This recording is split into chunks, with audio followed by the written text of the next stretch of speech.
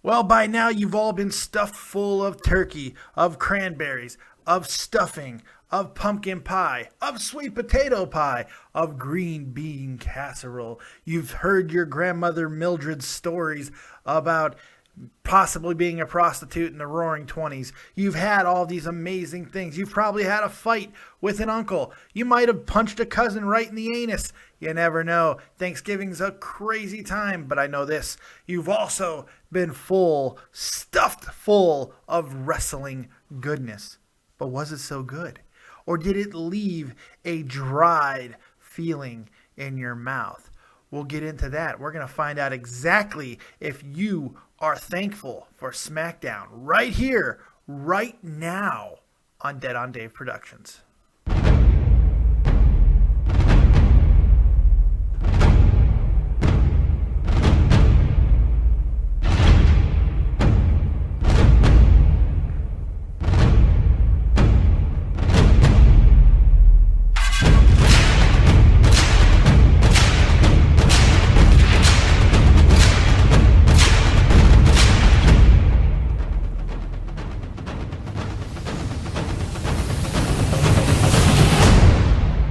What's going on, everyone? Welcome back to the channel. It's your boy Dead on Dave. Happy gobble gobble day, mother fuzzers. Hope you guys, well, yesterday at least, hope you guys had a great Thanksgiving. I'm very, very excited because I had a great Thanksgiving here in Germany. Celebrated Thanksgiving for the first time in a while.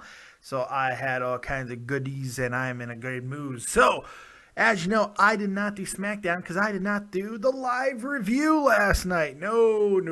Decided to let you all spend time with your families because it's unfair to ask you to choose between your loved ones and the copious king. That's not fair to your family, and I'd never do that to Auntie Wishana.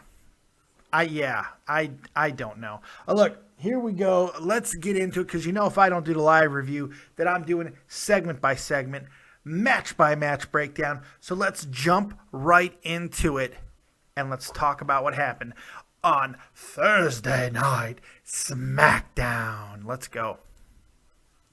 So about 13 minutes in, they didn't waste any time. They went right to recapping everything that's going on with Roman Reigns and Sheamus. Now, you know as I do that a lot of times the main storyline involving the WWE Championship doesn't necessarily always translate over to SmackDown, but because of their desperation to get Mr. Reigns over, which I have to say it's a good strategy to not give him the title if they really want to get him over. They knew he was not over yet, so give him some more time, have him chase, have everyone screw him out of the title, and maybe we'll start to cheer him. I doubt it because we still know he's your boy, WWE, and unfortunately a lot of the smarks just ain't going to have it.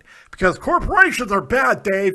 Corporations are bad, and they don't get to tell us what they want to do with their company. No, we're going to tell them what we want because we know better. I've been watching wrestling for 35 years, Dave, and I know wrestling. I know it. And I know that Roman Reigns should never be champion. Ever. Well, you might be right about that. You never know. That was, by the way, prototypical wrestling douche.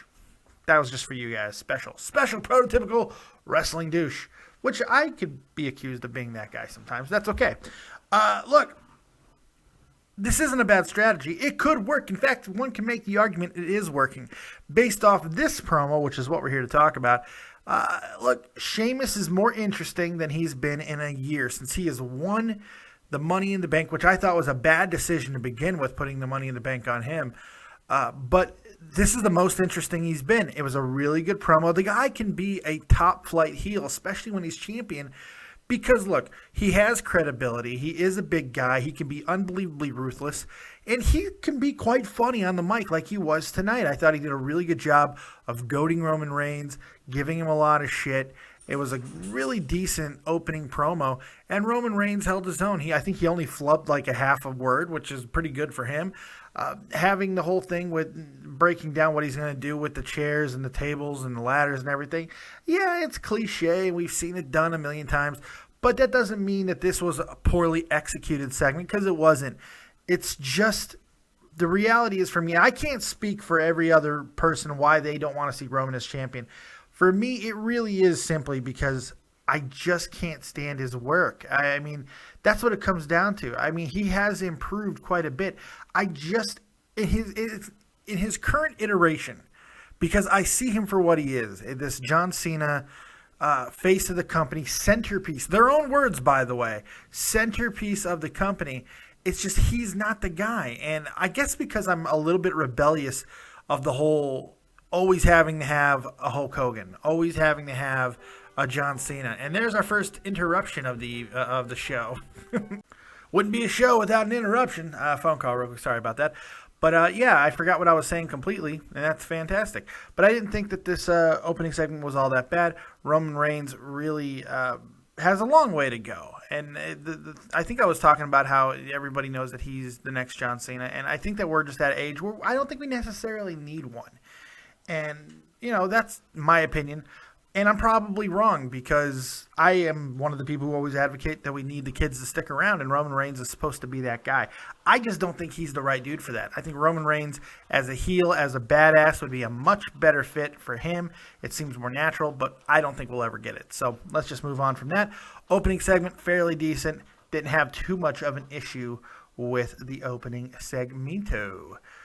Didn't really make me care about the TLC match that much. But, you know, it's going to be a fight. We know that. I hate TLC matches in this current age because you can't take headshots, and which is a good thing, by the way. Those unprotected headshots are terrible. But wrestling is just different now, and I think you have to understand that. And you can't lament about the past. You can't get mad about what is not here anymore. It doesn't work that way because it's not going to help. You're either going to enjoy wrestling for what it is now or you walk the fuck away. I mean, that's really what it comes down to. All right, let's get back to it and see what's next on SmackDown. Yeah. 24:43, and we've just been taken to Dudleyville. Oh, brother, testify. That's right. The Dudleys and the Wyatts are starting to grow into quite a feud, and now I think we're starting to understand just exactly why the Dudleys are here. They're not here to win. They are here to be that tag team that puts over the top tag teams, the top factions in the wrestling biz. That's what they're here for, whether they like it or not. And I'm sure at this stage in their career, realizing that they're never going to be the singles competitors that they might have thought they were, whether or not you like the Bully Ray thing, that's irrelevant because they work better as a team than they do apart. And they are able to put teams over. They did it with the New Day pretty well, and now they're doing it with the Wyatts. They do win the match by disqualification. They took on Braun Strowman and Luke Harper. I wasn't paying attention. No, I was.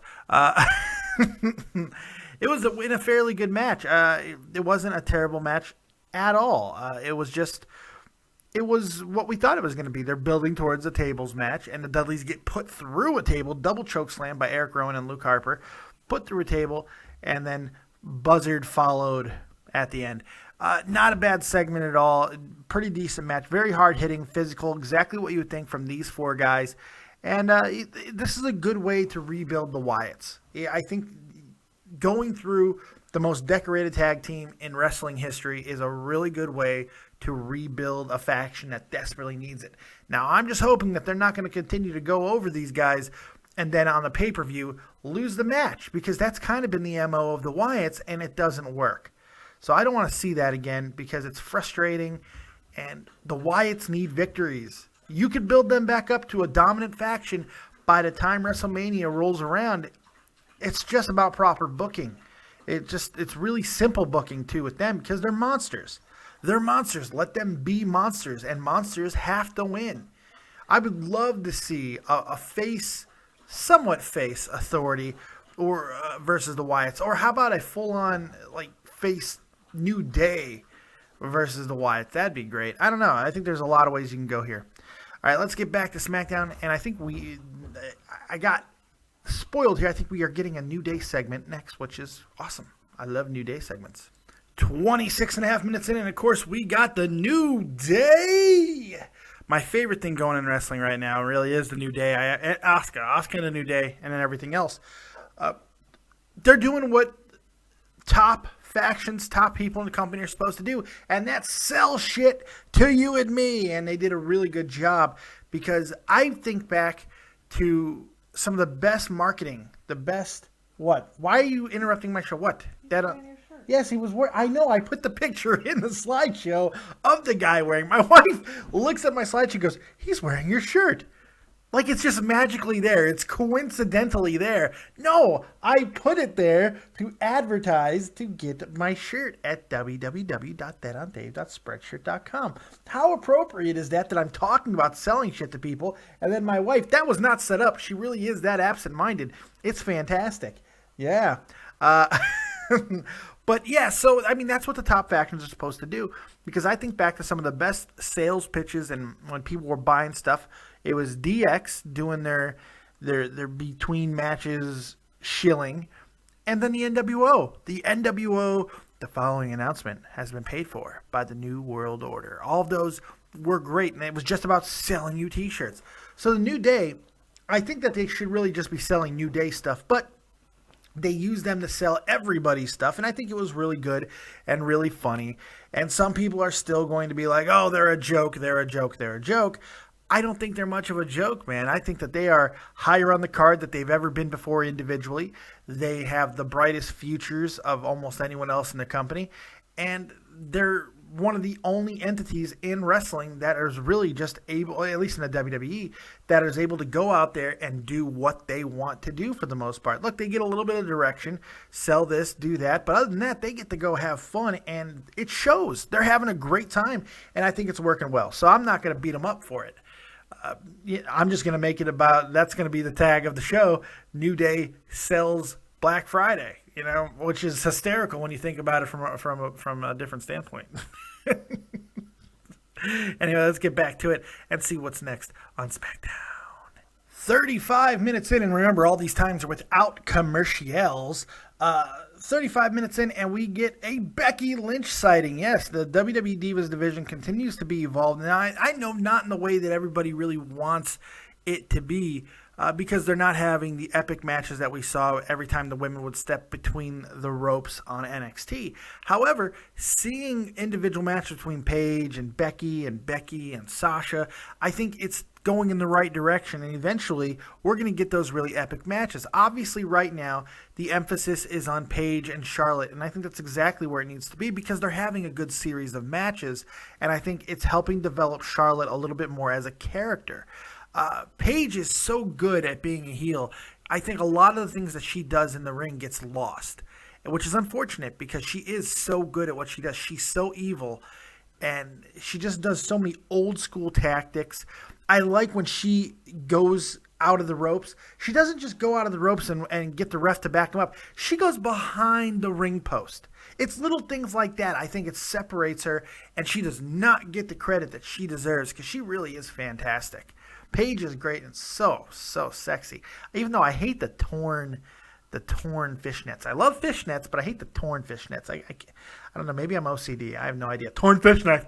That's all. That net's torn. It would not catch. That would not catch any fish. No fish would go in that net. None. It wouldn't happen, Dave. Anyway, hi. That's my wife. Yeah, hi. How are you? Fine. Folding laundry. Folding laundry. I'm not going to call her out and why she's folding laundry because she doesn't do it ever. I hate folding laundry. I'll wash the laundry, but I hate folding it. Am I right, guys? Can I get an amen? Anyways, let's get... Well, I'm getting that stink eye of doom. All right, let's get back to it and see what's next. I believe another New Day segment, so let's watch that. Yes! Get me out of trouble, New Day. Oh, I forgot to mention, good match. Decent match. Not a great match, but a decent match. Paige gets the victory while trying to cheat, but she was too far away from the ropes. Ring awareness, girls. Ring awareness. Always know where you are. Ring positioning. Most important thing in wrestling, know where you are. And she was a little bit too far from the ropes to get the cheat. But to her credit, once again, Paige does impressive things because she couldn't cheat. So she rolled Becky all the way. She stacked her completely, and that was pretty cool. So there you go. Forgot about that. I apologize. Good match, decent match. Not great, not epic, but solid. Solid work. All right, let's get back to it. 39 minutes in, and we got the first annual New Day potluck, and it was pretty damn funny. Some people are not going to like this. I get that. It's ridiculous. It's hokey, but I think it's very, very funny. Heath Slater bringing a Band-Aid ridden casserole. Adam Rose bringing bunny stew. The Ascension bringing destruction and desolation and getting denied. And then the gobbledygooker portrayed by none other than, I'm terrible at what I do, Xavier Woods. It was funny. I enjoyed it. My wife laughed, which, that's great. Because, the casual fan likes it, and I like it. I thought it was good. What did you guys think of that segment? I don't know. Some people are not going to like it, but I thought it was funny, man. I love what the New Day does. That was segment number 2 from the New Day tonight. Holy crap. So, yeah. Hey, at this time, I want you guys to hit that like button if you've yet to do so. Hit the subscribe button, too, if you're a first-time viewer and you need, hey, I like this fat guy. I want to get all of his videos. Subscribe, and you'll know exactly when I go live. And tomorrow night at 6 p.m. Eastern Standard Time on Saturday. Tomorrow, 6 p.m. Eastern Standard Time for Dead on Dave Live. We're going to take all your questions. We're going to talk about the biggest news in sports, wrestling, pop culture, the whole shebang-a-bang. And we're going to have a good old time. So make sure you join me live for that. Call in, and we'll have a good time. Okay. So moving on. Let's see what's next on Smack Diggity Down. Yeah. All right, so I've lost track of the time. It's somewhere around the 50-minute mark. We get Alberto Del Rio and Zeb Coulter in their continuing campaign of snuffing out the haters, which I really don't care about. I mean, I'm trying. I'm trying to care. But I'll tell you what, man, I don't hate the Jack Swagger angle. I thought I was going to because I didn't see any point in it because we all know that Del Rio is hanging on to the title until Cena comes back, and then they're going to have their feud, and that's great. But as long as they continue to do what they're doing, we're giving Swagger at least some offense, and he's not getting squashed, I think it's a good thing. The match they had was pretty solid. Definitely not a bad match whatsoever. And then they're setting up a chairs match at TLC. So that's what we got. We got a bunch of chair shots, which I hate. I hate the chair shots because how many shots to the back do you really want to see? I mean, that's all they can do is hit you in the back. It's like, oh, it's a massage. A massage. It's an aggressive massage, but a massage nonetheless. So there we go. Let's move on and see what is next. That wasn't a bad segment either. No, we're not getting anything epic on tonight's SmackDown, but we're not getting anything horrible either. And, that's kind of where wrestling is right now. SmackDown, here we go. Next up, we get a small in the back segment with Xavier Woods as the gobbledygooker. 25 years of gobbledygooker goodiness, and he's spreading a message of inspiration and joy across the back. And the Usos come across his way, and that's the dog that we're dog sitting going crazy. The Usos have a plan. Look, I like the progression of the Usos right now. They seem to be getting better in their promos in the ring. They're more interesting. Maybe it's because we didn't have them for so long. That could be a possibility. So let's see what is next. That was a good little segment. So next up, we just got the best segment of the night, the best match of the night, the best thing that we saw tonight. New Day and the Lucha Dragons. New Day had the gobbledygooker, supposed to be Avery. Xavier Woods out there, but it was not. But more on that in a minute.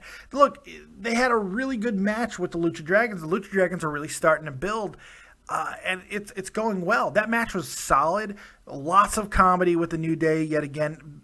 There is something disgusting yet enticing. Not enticing. Enticing is the wrong word, but alluring. It's something that just you can't look away at Big E wiggling and gyrating disgustingly. I wonder how Xavier feels that it's always by his dome. His dick is always by his head, and it can't be good. But look, it's a really, really good match. A lot of fun. Xavier Woods, the gobbledygooker, ends up costing the New Day the match, but it wasn't Xavier Woods. No. It was Jey Uso, I think. It was Jey Uso, one of the twins, in the outfit. And out comes Xavier Woods, hogtied and naked, except in drawers, as Booker T put it. And pretty funny stuff, man. And after the Usos and Lucha Dragons clear the ring of New Day members, Xavier, while begging the entire time, they do a tape ripping spot, which is funny. He gets his head kicked off, and then the gobbledygooker climbs to the top rope and splashes him. And it was a good segment, man. It was funny. It was fun. I'm glad they didn't do a Thanksgiving dinner fight. You know, because they usually do that, where they have a match with pumpkin pies and all that. I'm glad they didn't do that, and it was just a good match and a lot of fun. Really, really entertaining, solid match. The Lucha Dragons are good for that. And now that with the Usos, the Lucha Dragons, and the New Day all vying right in the midst of this tag team division, you got to wonder, is there going to be a triple threat for the tag team titles? The tag team division is building again, and that's a good thing. So lots of fun. Lots of fun. I think that was a great segment. What do you guys think? Hit me up in the comment section below or on Skype. No, not Skype, or better yet, Twitter at DeadOnDaveV. All right, let's see what's next, because I think we're nearing the main event. So we get a lot of filler. They go through the Undertaker and a whole bunch of other things. We get some promos. So there's a lot of filler, but then we finally do get to the main event. More filler than I'd like, actually. I got to be a little honest about that. I think there could have been another segment in there instead, but that's okay. It's a nitpick. Kevin Owens comes out for commentary for the number one contenders triple threat between Tyler Breeze. Oh, look, it's Tyler Breeze, Dolph Ziggler, who's here to show the world, and of course, Dean Ambrose, who doesn't have any words in his song. That's about it. Really, really entertaining match. These three really do put on a good show. This is the definition of building the mid-card. This is it. You think about it. You got 4 people right in the middle of the action for the Intercontinental Championship. Dolph Ziggler, who's always seems to be in the mid-card, but he has a really, really good showing here. Tyler Breeze, who is building faster and faster, higher and higher, bigger and bigger. And then, of course, Dean Ambrose, who seems to be on the cusp of greatness. And then all rounded out by Kevin Owens, who even when he's not wrestling and putting on great matches, he does great stuff on the commentary. He's such a dick. And it's great. I think he would be okay with me calling him a dick, because that's what he's trying to be. And it's hysterical. He does such a great job. I love Kevin Owens. I love what he does. I think he is one of the best guys at eliciting a response in wrestling today. He does a great job, and that's what he's here to do. So great match. I think now this was the best match of the night. Took the place of the New Day match. Look, this is what you want to see. The ending really did build. The entire second hour, I think, was unbelievably solid, way better than the first. And we have a new number one contender for the Intercontinental title, and that is Dean Ambrose. So we will see Dean Ambrose and the one, the only Kevin Owens at TLC for the Intercontinental title. Now the question is, do they start flip-flopping the title here, or do they stay the course with Kevin Owens as Champione? Or was this just about getting Dean Ambrose the Intercontinental title? I think that might be the case. I don't know. But it makes you wonder, with these 4 guys there, and now 2 of them eliminated from contention, why can't any of these guys, or a couple others for that matter, get in the United States title? Well, I think the answer is pretty self-evident, because they don't care about that, because John Cena is coming back, and John Cena, Alberto Del Rio, is going to be the feature. So that's why. So they can have someone like Jack Swagger, and it doesn't matter. Whether or not that's short-sighted or not, I don't know.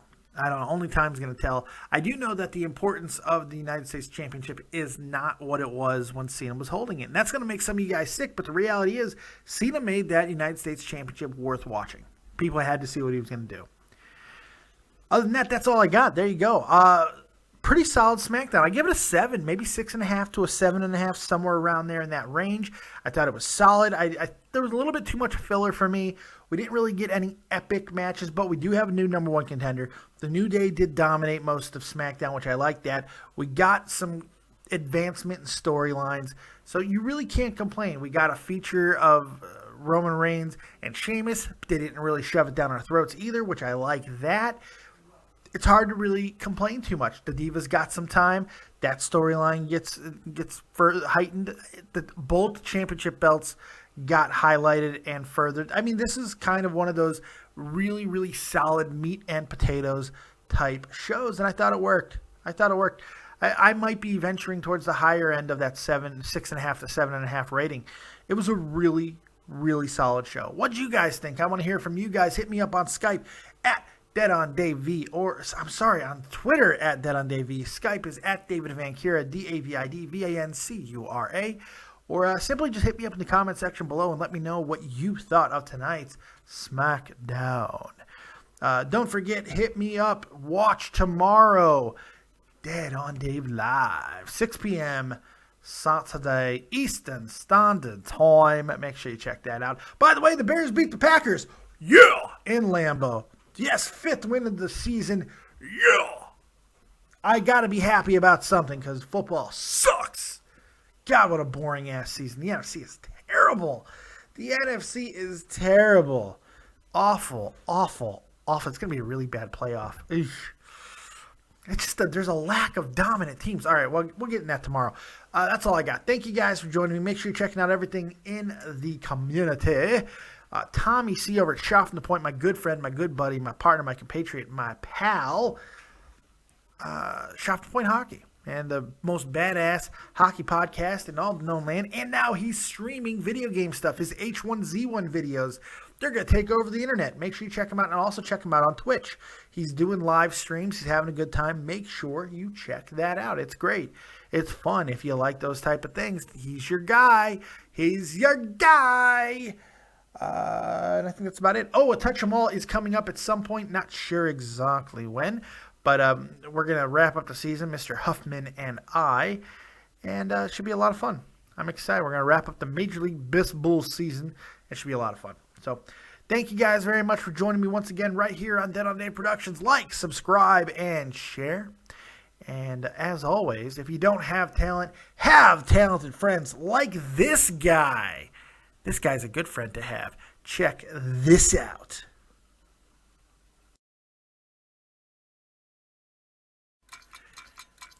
Every so often, a musician emerges that changes the landscape of their genre, changes the definition of what is, alters the rules set by those who came before.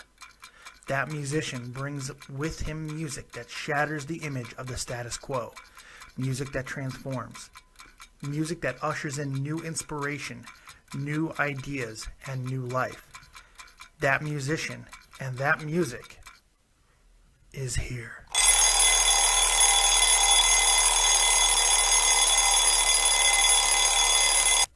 And the best in the biz.